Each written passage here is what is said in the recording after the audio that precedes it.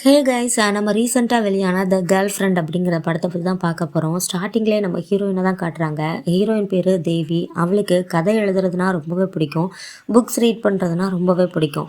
அதனாலே அவள் English literature தான் எடுத்து படிச்சிருக்கா ஒரு ஆர்ட்ஸ் காலேஜில் ஃபஸ்ட்டு டே பார்த்தீங்கன்னா இவளுக்கு 2 ஃப்ரெண்ட்ஸ் கிடைக்கிறாங்க. ஒருத்தன் பேர் வினய், இன்னொருத்தி பேர் ஹர்ஷிதா. இவளோட அப்பா இவளுக்கு அம்மா இல்லாததுனால ரொம்பவே பண்பாக எல்லாமே சொல்லி கொடுத்து இவளுக்கு வளர்த்துறதுனால இவ ரொம்ப நல்ல பொண்ணாக தான் வளர்ந்து வந்திருக்கா. இவனோட காலேஜில் விக்ரம் ஒருத்தவன் புதுசாக சேர்ந்துருக்கான். இவங்களோட சீனியர்ஸ் எல்லாம் இவனை டான்ஸ் பண்ண சொல்லி ரேக்கிங் பண்ணுறாங்க. இவன் ஃபஸ்ட்டு டேயே டான்ஸ் பண்ணுறான். டான்ஸ் பண்ணதில் எல்லா கேர்ள்ஸுக்குமே இவனை ரொம்பவே பிடிச்சி போச்சு. அதில் ஒரு பொண்ணுக்கு ரொம்ப ரொம்ப பிடிச்சி போச்சு. அவளோட பேர் தான் துர்கா. இவளுக்கு இவனை ரொம்ப பிடிச்சதுனால இவனோட ஃப்ரெண்ட்ஷிப் வச்சுக்கிறணும், அதுக்கப்புறம் நம்ம லவ் பண்ணி அவனை கல்யாணம் பண்ணிக்கணும்னு நினைக்கிறான். அது மாதிரியே இங்கே விக்ரம்கிட்ட போய் இவ பேசி ஃப்ரெண்டாகவும் ஆயிரு. இப்படியே 1 இயர் போகுது. இங்கே துர்கா ஒரு நாள் என்ன பண்ணுறா, விக்ரம்க்கு கால் பண்ணி நீ மூவி கூட்டிகிட்டு போ அப்படின்னு சொல்லிட்டு இவ சொல்கிறா. உடனே இங்கே விக்ரம் சொல்லிடுறான், நான் வெளியே ஃப்ரெண்ட்ஸோடு இருக்கேன்னு சொல்லிட்டு இவளை கூட்டிகிட்டு போக மறுத்துடுறான். அப்போ பார்த்தீங்கன்னா இங்கே விக்ரம் ஃப்ரெண்ட்ஸோட ரோட்டில் போயிட்டு இருக்கும்போது இங்கே ஹர்ஷிதாவும் தேவியும் ரோட்டில் ஒரு ப்ராப்ளம் மாதிரி நின்றுட்டுருக்காங்க. இங்கே ஹர்ஷிதா ஒழுங்காக டிரைவ் பண்ணாததுனால எதுலேயோ போய் மோதிட்டா போல். அங்கே எய்த்தாப்பில் உள்ள வண்டியில் இடிச்சிருச்சு போல். உடனே இவங்க 2 பேரையும் போட்டு சத்தம் போட்டு விட்டுருக்காங்க. இதை பார்க்குற விக்ரம் பைக்கை விட்டு கீழே இறங்கி நம்ம காலேஜில் படித்த பிள்ளைங்க இல்லைன்னு சொல்லிட்டு இறங்கி அவங்க 2 பேருக்கும் சப்போர்ட் பண்ணுறதுக்காக பேசுகிறான். அப்போ ரொம்ப கை கலப்பாயிருது. பார்த்தீங்கன்னா விக்ரம் அடித்து போட்டுறான் அந்த எய்த்தாப்பில் உள்ளவனை. அந்த இடத்த விட்டு ஹர்ஷிதாவும் தேவியும் கிளம்பிடுறாங்க. ஆனால் விக்ரம்க்கு அடிபட்டது தெரியவே செய்யாது. காலையில் பார்த்தீங்கன்னா இவளுக்கு தேவிக்கு தெரிய வருது இந்த மாதிரி விக்ரமை அடித்து போட்டாங்கன்னு. இவள் பதறி போய் நம்மளுக்கு ஹெல்ப் பண்ண போய் அவனை அடிச்சிட்டாங்கன்னு சொல்லிட்டு ரூமுக்கு போய் பார்க்குறா. அங்கே விக்ரம் அடிபட்டு இருக்கான். அதை பார்த்துட்டு தேவி ரொம்பவே ஃபீல் பண்ணுறா. அதே மாதிரி விக்ரமை ரொம்பவே கேர்ஃபுல்லாக கவனிச்சிக்கிறான். கவனிச்சுக்கிட்டதை பார்த்துட்டு இவனுக்கு ரொம்பவே பிடிச்சி போகுது. எப்படியாவது தேவியை லவ் பண்ணி கல்யாணம் பண்ணணும் அப்படின்னு சொல்லிட்டு விக்ரம் நினைக்கிறான். இவகிட்ட ஏதாவது பண்ணி பேசணுமேன்னு சொல்லிட்டு இவளுக்கு ரொம்ப பிடிச்ச புக்கு லைப்ரரியில் இருக்குது. அதை எடுத்து இவன் ஒழிச்சு வச்சுக்கிறான்.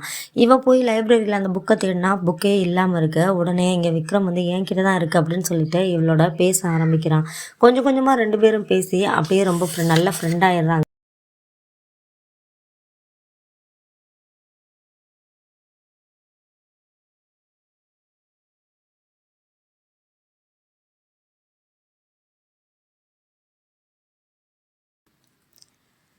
அடுத்த நாள் காலேஜுக்கு தேவி போகிறா. அப்போ பார்த்தீங்கன்னா அங்கே உள்ள ஃப்ரெண்ட்ஸ் எல்லாருமே கிண்டல் பண்ணுறாங்க. காலேஜ் மொத்தமே கிண்டல் பண்ணுது. ஏன்னா விக்ரம் நைட்டு கிஸ் பண்ண விஷயத்த இங்கே காலேஜில் எல்லாட்டையும் சொல்லிடுறான். அதில் ஒருத்தி கேட்குறா, அந்த மாதிரி உனக்கும் பாய் ஃப்ரெண்ட் செட் ஆகிட்டானா, அந்த மாதிரி நைட்டு கிஸ்லாம் பண்ணிக்கலான்னு சொல்லிட்டு எல்லாரும் ஓட்டுறாங்க. இவளும் அதை பெருசாக எடுத்துக்கிறாம சரி நல்ல பையனை தானே நம்ம லவ் பண்ணியிருக்கோம் அப்படின்னு சொல்லிட்டு இவளும் பேசாமல் அங்கேருந்து நகர்ந்து போயிடுறா. இங்கே அப்போ தான் பார்த்தீங்கன்னா நம்ம துர்கா இங்கே விக்ரம் பக்கத்தில் போகிறா. இந்த மாதிரி நீ என்னைய ஏன் லவ் பண்ண மாட்டேற, நம்ம 2 பேரும் நல்ல ஃப்ரெண்ட்ஸ் தானே அப்படின்னு சொல்லிட்டு இவ கேட்குறா. உடனே விக்ரம் சொல்கிறான், உன்னை நான் என் ஃப்ரெண்டாக தான் நினைக்கிறேன். ஆனால் எனக்கு அதுக்கு முன்னாடியே தேவி மேலே லவ் வந்துருச்சு. அந்த ஃபீலிங்ஸ் அவகிட்ட வந்ததுனால உன்னை என்னால் லவ் பண்ண முடியலை. நம்ம 2 பேரும் நல்ல ஃப்ரெண்ட்ஸாக வேணால் கண்டினியூ பண்ணலாம். லவ்வுக்கு வேலாம் வச்சுட்டு என் பக்கத்தில் வரான்து அப்படின்னு சொல்லிட்டு விக்ரம் சொல்லிடுறான். ஆனாலும் துர்காவுக்கு கடுப்பாக இருக்குது. 2 பேரும் அப்பப்போ 2 பேரையும் சேர்ந்து பார்க்கும்போது விக்ரமையும் இங்கே தேவியாவும் சேர்ந்து பார்க்கும்போது இங்கே துர்கா ரொம்பவே கடுப்பாகிறா. சீக்கிரமே 2 பேருக்கும் பிரேக்கப் ஆகும். அப்போ விக்ரம் நம்மக்கிட்ட நம்மளை தேடி வருமா அப்படின்னு சொல்லிட்டு இவ வெயிட் பண்ணிகிட்டு இருக்கா. இங்கே தேவியும் விக்ரமும் சினிமா பார்ட்டி அப்படி இப்படின்னு சொல்லிட்டு டைம் நிறையா ஸ்பெண்ட் பண்ணுறாங்க. நிறையா கிஸ்ஸும் பண்ணிக்கிறாங்க. விக்ரம் தேவியை கிஸ் பண்ணுறத இங்கே துர்கா பார்த்துடுறா. உடனே இவளுக்கு ரொம்பவே ஜெலஸ் ஆகுது. இங்கே விக்ரம்க்கு எதுக்கு நம்மளை பிடிக்கல, தேவிக்கிட்ட இல்லாதது இருக்கிறது நம்மக்கிட்ட என்ன இல்லை அப்படின்னு சொல்லிட்டு இவ ரொம்பவே கடுப்பாகிறா. வினய் நிற்கும்போது விக்ரம் தேவி மேலே கை போட்டு பேசிகிட்டு இருப்பான். அப்போ அதை வினய் பார்த்துட்டு ரொம்பவே கடுப்பாகும். அவன் அந்த இடத்த விட்டு வெளியே நகர்ந்து போயிடுவான். உடனே இங்கே விக்ரம் சொல்லுவான் நம்ம தேவிக்கிட்ட, இந்த மாதிரி பசங்களை பற்றிலாம் உனக்கு தெரியாது, அவன் உண்மையிலுமே உன்னைய லவ் பண்ணுறான் போல், அதனால நான் உன் மேலே கை போடும்போது அவன் ரொம்பவே கடுப்பானதை நான் பார்த்தேன், அதனால நீ அவன்கிட்ட இருந்து கொஞ்சம் தள்ளியே இரு தேவி அப்படின்னு சொல்லிட்டு சொல்லும்போது உடனே இங்கே தேவி சொல்லிடுறா, அந்த மாதிரி அவன் எனக்கு நல்ல ஒரு ஃப்ரெண்டு, அவன்கிட்ட இருந்து நான் தள்ளி போக முடியாதுன்னு சொல்லிட்டு இவனோட பேச்சை கேட்க மாட்றா. உடனே விக்ரம் பார்க்குறான், இவ வந்து இவனை விட்டு விலகுற மாதிரி தெரியுதில்ல அப்படின்னு சொல்லிட்டு அடுத்த நாள் போய் வினயை அடிச்சு போட்டுறான். இது கேட்டு இங்கே தேவி வந்து ஓடி வர்றா. 2 பேருக்கும் நடந்த சண்டையை இது பண்ணி விடுறா. உடனே வினய் கிட்ட போய் சாரியும் கேட்குறான், என்னை மன்னிச்சுக்க, இவன் வந்து தப்பாக பண்ணிட்டான், அவனை அடிச்சிட்டான்னு சொல்லிட்டு மன்னிப்பு கேட்குறான். இங்கே தேவி வந்து விக்ரம் மேலே செம்ம கடுப்பாயிடுறா. அவன்கிட்ட பேசாமல் அங்கேருந்து நகர்ந்து போயிடுறா. இதனால வினய் என்ன பண்ணுறான்னா, இந்த மாதிரி இவங்களுக்கு இடையில நம்ம போக வேணான்னு சொல்லிட்டு இவகிட்ட ஃப்ரெண்ட்ஷிப்பை கட் பண்ணிடுறா. இதை நினச்சி இங்கே தேவி ரொம்பவே ஃபீல் பண்ணுறா. நம்ம எதுவுமே பண்ணவே இல்லை, ஆனால் வினய் வந்து நம்மளோட இப்போ பேச மாட்டானே, நம்ம ஃப்ரெண்ட்ஷிப்பை கட் பண்ணிட்டானே, எல்லாம் விக்ரம்னால தான் சொல்லிட்டு இவ ரொம்பவே ஃபீல் பண்ண. தேவியோட அப்பா கால் பண்ணுறாரு. இந்த மாதிரி நீ எனக்கு காலும் பண்ண மாட்டேற, என்ன தான் பண்ணுற அப்படின்னு சொல்லிட்டு தேவியோட அப்பா கேட்குறாரு. உடனே இங்கே தேவி சொல்கிறா, இந்த மாதிரி எனக்கு உடம்பு சரியில்லைப்பா, அதான் உங்களுக்கு நான் கால் பண்ணலை, நான் கால் பண்ணுறேன் அப்படின்னு சொல்லிட்டு இவ ஃபோனை கட் பண்ணிடுறா. இவங்க அப்பாவுக்கு என்னடா இது ஒன்றும் சரியில்லையேன்னு சொல்லிட்டு ஒரு மாதிரி படுது. தேவி அடுத்த நாள் தியேட்டர் போகிறா. அங்கே பார்த்தீங்கன்னா ஒரு படம் ஓடிட்டுருக்கு. அதை பார்த்துட்டு அந்த கேரக்டரை அப்படியே இமிட்டேட் பண்ணி ஆக்ட் பண்ணி பார்க்கணும், அதுக்காக தான் அவள் போயிருக்கா. அப்போ பார்த்தீங்கன்னா இவளுக்கு வந்து ஸ்டேஜ் ஃபியர்னால ஒன்றுமே வரலை அவளுக்கு. அப்போ இங்கே துர்காவை பார்க்குறா. துர்காவுக்கு ஆக்டிங் செமையாக வருது. அவளை பார்த்துட்டு ரொம்பவே இம்ப்ரெஸ் ஆகிடுறா. அவளோட ஃப்ரெண்ட் ஆகணும்னு சொல்லிட்டு இங்கே தேவி நினைக்கிறா. 2 பேருமே வந்து ஃப்ரெண்ட் ஆகிடுறாங்க. நீ எனக்கு இந்த மாதிரி எனக்கு ஸ்டேஜ் ஃபியராக இருக்குது, எனக்கு எல்லாமே சொல்லி கொடுப்பியா, ஆக்டிங்லாம் சொல்லி கொடுன்னு சொல்லிட்டு இங்கே தேவி கேட்குறா. உடனே இங்கே துர்காவும் நான் உனக்கு சொல்லித்தரேன்னு சொல்லிட்டு சொல்லிடுறா. 2 பேருமே நல்ல ஃப்ரெண்ட்ஸ் ஆயிடுறாங்க. தேவியை கூட்டிகிட்டு போகிறதுக்காக எங்கள் விக்ரம் வரான். தேவியும் துர்காவும் வந்து ரொம்ப க்ளோஸாக இருக்கிறத பார்த்துட்டு இவனுக்கு ரொம்ப ஷாக் ஆயிடுது. துர்காவை யாருன்னே தெரியாத மாதிரி இங்கே தேவியை கூட்டிகிட்டு இவன் கிளம்பிடுறான். அப்போ துர்காவை பற்றி இந்த மாதிரி துர்கா என்கிட்ட ப்ரப்போஸ் பண்ணா, என்னோட கிஸ் பண்ண வந்தா அப்படிங்கிற எதை பற்றியுமே வந்து இங்கே தேவிட்ட இங்கே விக்ரம் சொல்லவே இல்லை.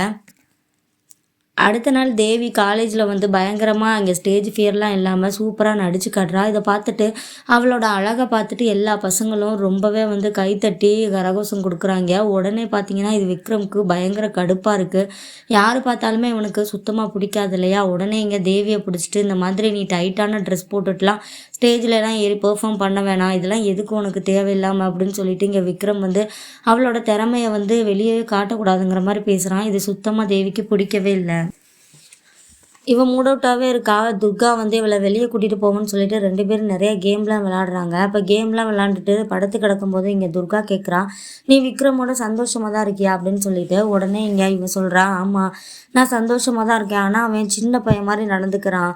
இந்த மாதிரி அவனோட ரூமை க்ளீன் பண்ணுறது, அவனோட ட்ரெஸ்ஸை க்ளீன் பண்ணுறது, அவனுக்கு சாப்பாடு ஊட்டுறது எல்லாமே நான் அவனுக்கு பண்ணிகிட்ருக்கேன். அவன் ஒரு சின்ன பசங்க மாதிரி நடந்துக்கிறான் அப்படின்னு சொல்லிட்டு இங்கே தேவி சொல்கிறா. உடனே இங்கே துர்கா சொல்கிறா, இந்த மாதிரி நீ விக்ரம கல்யாணம் பண்ணிட்டேன்னா உன்னோட திறமை எல்லாமே அழிஞ்சு போயிடும், அவன் வந்து உன்னைய மேலே போக விடவே மாட்டான்னு தான் எனக்கு தோணுது, நீ ஒரு தப்பான சாய்ஸை தான் சூஸ் பண்ணியிருக்க அப்படின்னு சொல்லிட்டு இங்கே துர்கா சொல்கிறா. உடனே இங்கே இது வந்து நம்ம தேவிக்கு ஆழமாக பதியுது. அவன் பண்ணுறத பார்த்தா அப்படி தான் தெரியுதுங்கிற மாதிரி இவ யோசிக்க ஆரம்பிச்சு. விக்ரம் வந்து கேன்டீனில் ரொம்ப நேரமாக வெயிட் பண்ணிகிட்ருக்கான். 2 மணி நேரமாக வெயிட் பண்ணிகிட்ருக்கான். இங்கே வந்து கால் பண்ணி பார்க்குறான் தேவிக்கு. தேவி காலை எடுக்கவே இல்லை. இவன் கடுப்பாயிடுறான். அதுக்கப்புறம் தேவி வரதை பார்த்துட்டு அவகிட்ட கோவப்படக்கூடாதுன்னு சொல்லிட்டு நார்மலாகி அவனை கட்டி பிடிச்சிட்டு இந்த மாதிரி நம்ம வெளியே போகலாம் அப்படின்னு சொல்லிட்டு பைக்கில் ஏற்றிட்டு வெளியே போகிறான். ஆனாலும் வந்து தேவிக்கு பயமாக இருக்கேன், நாங்கள் ஹாஸ்டலை விட்டு வெளியே வரவே மாட்டா இல்லையா. உடனே தன்னோட அப்பாவுக்கு இடைவெளியிலேயே கால் பண்ணி இந்த மாதிரி நான் ஹாஸ்டலில் தான்ப்பா இருக்கேன், நான் சேஃபாக இருக்கேன், நீங்கள் நல்லா இருக்கீங்களான்னு பேசிட்டு போகிறான். போயிட்டு இருக்கும்போது நம்ம எங்கே போகிறோம் அப்படின்னு சொல்லிட்டு இவன்கிட்ட கேட்க, உடனே விக்ரம் சொல்கிறான், நான் எங்கள் அம்மாட்ட உன்னைய வந்து அறிமுகப்படுத்த போகிறேன் அப்படின்னு சொல்லிட்டு இங்கே விக்ரம் சொல்கிறான். உடனே இவளும் சரின்னு சொல்லிட்டு இவனோட கிளம்பி போகிறான். அப்போ பார்த்தீங்கன்னா அவங்க அம்மா வீட்டுக்கு போனதுக்கப்புறம் இவகிட்டையும் சரி விக்ரம்கிட்டையும் சரி ஒன்றுமே பேசாமல் அப்படியே உம்முனே உட்காந்துட்டு இருக்காங்க. ஆனால் இவங்களுக்கு எல்லாமே பண்ணுறாங்க. உடனே இங்கே தேவி வெளியே வந்தோடனே கேட்குறா, என்ன உங்கள் அம்மா ஒன்றுமே நம்மக்கிட்ட பேச மாட்டாங்க அப்படின்னு சொல்லிட்டு. அவங்க யாருக்கிட்டையுமே பேச மாட்டாங்க, எங்கள் அப்பா ரொம்ப ஸ்ட்ரிக்ட்டு, அதனால் அவங்க வெளியே யாருக்கிட்டையுமே பேச மாட்டாங்க, நம்மக்கிட்டையுமே ஒழுங்காக பேச மாட்டாங்க, அவங்க வந்து எல்லா வேலையும் பார்ப்பாங்க, வீட்டை நல்லா கவனிச்சிக்கிருவாங்க. அது மாதிரி தான் நீயும் கல்யாணம் ஆனதுக்கப்புறம் நீயும் எங்கள் அம்மா மாதிரி வீட்டை நல்லா பார்த்துக்கிட்டு என்னையும் நல்லா பார்த்துக்கிறணும் அப்படிங்கிற மாதிரி இவன் சொல்கிறான். உடனே இவளுக்கு ஒரு மாதிரி ஆகுது. துர்கா சொன்னதையும் நினச்சி பார்க்குறா. சரி என்ன இது தப்பாக இருக்கே அப்படின்னு சொல்லிட்டு இங்கே ஹாஸ்டலில் போய் யோசிக்கிறா. இவளுக்கு ஒன்றுமே புரியலை. இவன் ரூமுக்கு போய் யோசிக்கிறா. என்னமோ அவளை யாரோ கட்டி போட்டு வச்சிருக்கிற மாதிரி நினைக்கிறா. இத்தனை வருஷமாக நம்ம சுதந்திரமாக தானே இருந்தோம், நம்மளுக்கு நினச்சதெல்லாம் செஞ்சோம், ஆனால் இவனுக்கு நம்ம லவ் பண்ணதுக்கப்புறம் நம்மளை என்னமோ அவன் இது பண்ணுற மாதிரி இருக்கே அப்படின்னு சொல்லிட்டு இவள் ஃபீல் பண்ணுறா. நம்மளுக்கு இவ்வளோ சுதந்திரம் கிடச்சுமே நம்மளோட இதை பண்ண முடியாமல் போயிடும் கல்யாணத்துக்கு அப்புறம். இப்போயும் அவன் இவ்வளோ இது பண்ணுறான், இதுக்கப்புறம் என்ன பண்ண போகிறானோன்னு சொல்லிட்டு இவள் யோசிக்கிறா. இதுலேருந்து நம்ம வெளியே வந்துடணும்னு சொல்லிட்டு இங்கே தேவி யோசி. விக்ரம் கிட்ட நேராக தேவி போகிறான். இந்த மாதிரி எனக்கு நம்ம லவ்ல இருந்து கொஞ்சம் பிரேக் வேணும் அப்படின்னு சொல்லிட்டு இங்கே தேவி சொல்கிறா. உடனே விக்ரம் கேட்குறான், ஏன் நம்ம லவ் நல்லா தானே போயிட்டுருக்கு, எதுக்கு நீ பிரேக் வேணும்னு சொல்கிற அப்படின்னு சொல்லிட்டு இங்கே விக்ரம் இல்லை, இது வந்து எக்ஸாம்ஸ்லாம் வர்றதுனால எனக்கு ரொம்ப டிஸ்டர்ப் ஆகுது உன் கூட இருந்தால், அதனால நான் படிக்கணும், நல்ல மார்க்ஸ் எடுக்கணும்னு நினைக்கிறேன்னு சொல்லிட்டு தேவி சொல்கிறா. உடனே இங்கே விக்ரம்க்கு ஒன்றுமே புரியல, என்ன நீ இப்படி பேசிகிட்டு இருக்க அப்படின்னு சொல்லிட்டு விக்ரம் கேட்குறான். இருந்தாலும் அடுத்த நாள்லேருந்து இவளுக்கு ஒரு பிரேக் கொடுக்காம திரும்ப தியேட்டருக்கு கூப்பிட்டு போகிறது, அவளை டிஸ்டர்ப் பண்ணுறது, அவளை கிஸ் பண்ணுறது, அவகிட்ட பக்கத்தில் வர்றது, இப்படியே பண்ணிகிட்டு இருக்கான். இவளுக்கு சுத்தமாக பிடிக்கல, நம்ம வெளிப்படையாக சொல்லியுமே அவன் இப்படி பண்ணிகிட்டு இருக்கானேன்னு சொல்லிட்டு இவள் வந்து ஒதுங்கி ஒதுங்கி போக ஆரம்பிக்கிறான்.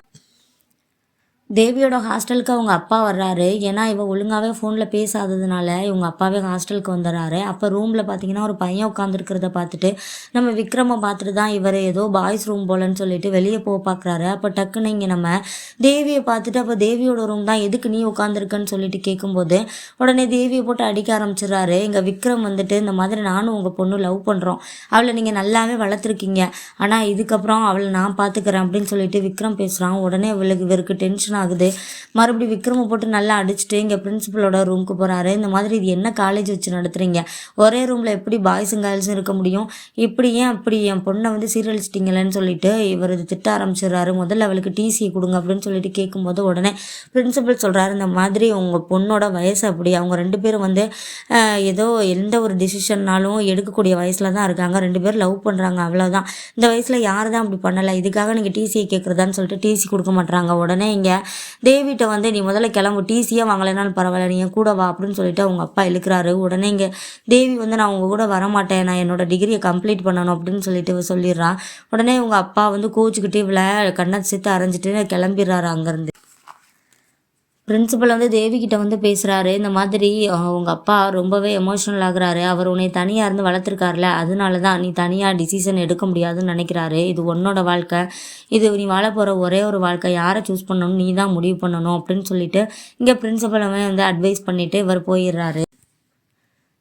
விக்ரம் கால் பண்ணுறான், அந்த மாதிரி நான் வந்து ஊருக்கு வந்திருக்கேன், அந்த மாதிரி நான் ஐயரை பார்த்தேன், ஐயர் வந்து எனக்கு ஒரு நல்ல நாளை குறித்து கொடுத்துருக்காரு, நம்ம 2 பேரும் கல்யாணம் பண்ணிக்கலாம் அப்படின்னு சொல்லிட்டு விக்ரம் சொல்கிறான். உடனே இங்கே இவளுக்கு ஒன்றுமே புரியலை, என்ன இது அப்படிங்கிற மாதிரி, நம்ம இப்போ தானே லவ் பண்ண ஆரம்பிச்சிருக்கோம், அதுக்குள்ளாவ கல்யாணமா, இன்னும் எனக்கு சாதிக்க வேண்டியதெல்லாம் நிறையா இருக்குது அப்படின்னு சொல்லும்போது, நீ லிட்ரேச்சர் படித்து என்னத்தை சாதிக்க போகிறேன்னு ரொம்ப கேவலமாக இவளை வந்து நீ படிச்சுட்டு வந்து எப்படியும் சோறாக தான் போகிற, எதுக்கு தேவையில்லாமல் இதெல்லாம் அப்படின்னு சொல்லிட்டு இவன் பேசுகிற மாதிரி இருக்குது. உடனே இவளுக்கு ஒன்றுமே புரியலை, இந்த லவ் வந்து கண்டிப்பாக நல்லா சக்ஸஸ்ஃபுல்லாக போகாது, கல்யாண வாழ்க்கையும் நல்லா இருக்காதுன்னு சொல்லிட்டு இவன் முடிவெடுக்கிறான். உடனே தேவி விக்ரமை பார்த்து சொல்கிறா, இதெல்லாம் சரி வராது, நான் உன்னை லவ் பண்ணலேன்னு தான் நினைக்கிறேன், இந்த மாதிரி நீ அன்னை கிஸ் பண்ணதுனால தான் அந்த இடத்துல தான் நான் இது பண்ணிட்டேன், நீ என்னை கிஸ் பண்ணதுக்கப்புறம் நான் வந்து உன்னைய தடுக்கலைல, அதனால் நான் உன்னைய லவ் பண்ணுறேன் அப்படின்னு சொல்லிட்டு நான் டிசைட் பண்ணிட்டேன், இது லவ்லாம் கிடையாது, என்னை விட்டுருன்னு சொல்லிட்டு இங்கே தேவி சொல்கிறா. உடனே இங்கே விக்ரம் சொல்கிறான், நீ எல்லாரையும் மாதிரி என்னை யூஸ் பண்ணிக்கிட்டியா, அப்போ இந்த மாதிரி நான் உன்னை நல்லா தானே பார்த்துக்கிட்டேன், எதுக்கு இப்போ என்னை லவ் பண்ணலன்னு சொல்லிட்டு இருக்கேன் அப்படின்னு சொல்லிட்டு விக்ரம் கேட்குறான். என்னை விட்டுரு அப்படின்னு சொல்லிட்டு இவ கிளம்பிடுறா. அடுத்த நாள் காலேஜ் பார்த்தீங்கன்னா விக்ரம் போய் எல்லாருக்கிட்டையும் எத்தனை நாள் இவளை கிஸ் பண்ண, எத்தனை நாள் இவ கூட ஒன்றா இருந்தேன்னு சொல்லிட்டு எல்லா விஷயத்தையும் ஸ்ப்ரெட் பண்ணி விடுறான்.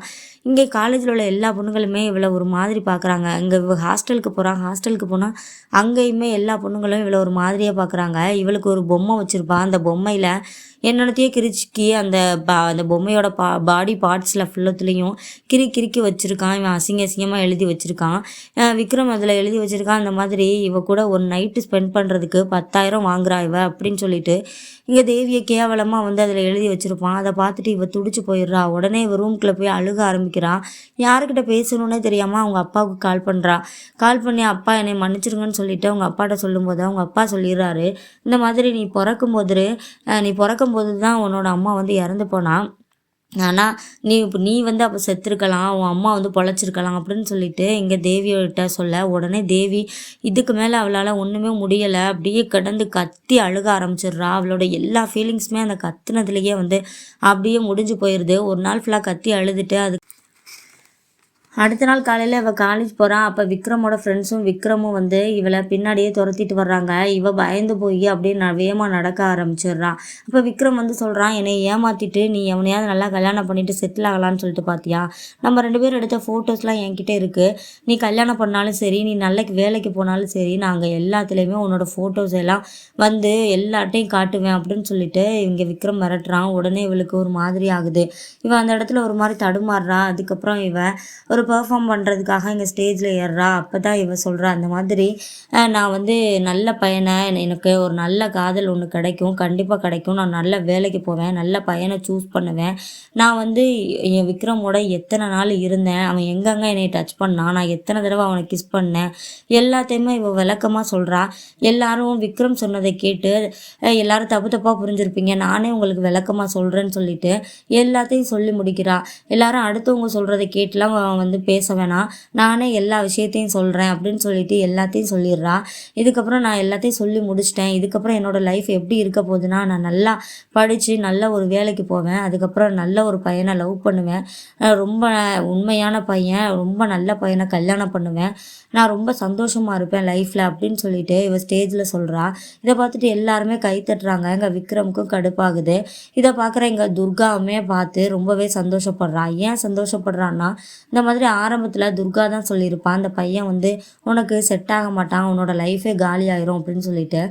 நம்ம தேவி வந்து கரெக்டான ஒரு கொஞ்ச டிசிஷன் நாளைக்கு அப்புறம் இங்கே தேவியை காட்டுறாங்க. தேவி பார்த்தீங்கன்னா ஒரு கம்பெனியில் அசிஸ்டன்ட் மேனேஜராக ஒர்க் பண்ணுறா. அவள் வீடு வாங்கிட்டா, காரும் வாங்கிட்டா, அவள் ரொம்பவே லைஃப்பில் ஹாப்பியாக இருக்கிறா. இதுதாங்க இந்த படத்தோட கதை.